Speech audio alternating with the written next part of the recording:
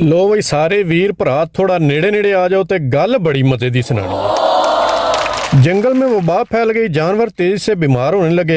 मामला बादशाह सलामत की बारगाह में पहुंचा तो मसले का हल निकालने के लिए कबीना की मीटिंग बुला ली गई। फैसला ये हुआ कि एक जानवर को बाहर भेजा जाए जो MBBS करके आए। बंदर का नाम ये कहकर चुन लिया गया कि ये इंसानों की तर्ज का दिमाग रखता है, लिहाजा इसे डॉक्टर बना दिया जाए। बंदर साहब को डॉक्टरी की आला तालीम हासिल करने के लिए लंदन रवाना किया गया तो बंदर साहब कमोबेश 5 साल बाद एयरफोर्स के जहाज में पूरे प्रोटोकॉल के साथ वापस तशरीफ ले आए।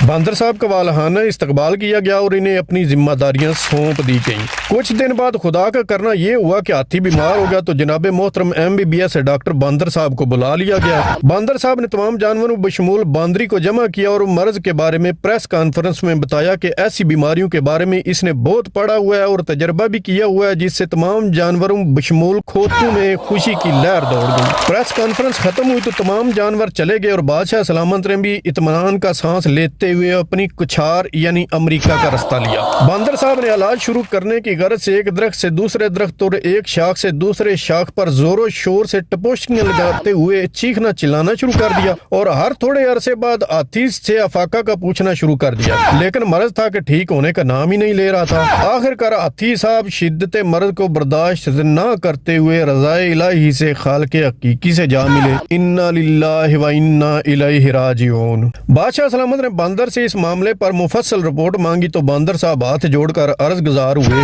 हालीजा मैंने तो अपनी तरफ से पूरी कोशिश की थी, लेकिन आगे अल्लाह की मर्जी। इस सारे वाक़े का तल्लक इसहाक डार, मुच्छड़ बांदरी, खून लीग के सपोर्टरों और जनरल खा मुखा से बिल्कुल भी नहीं है।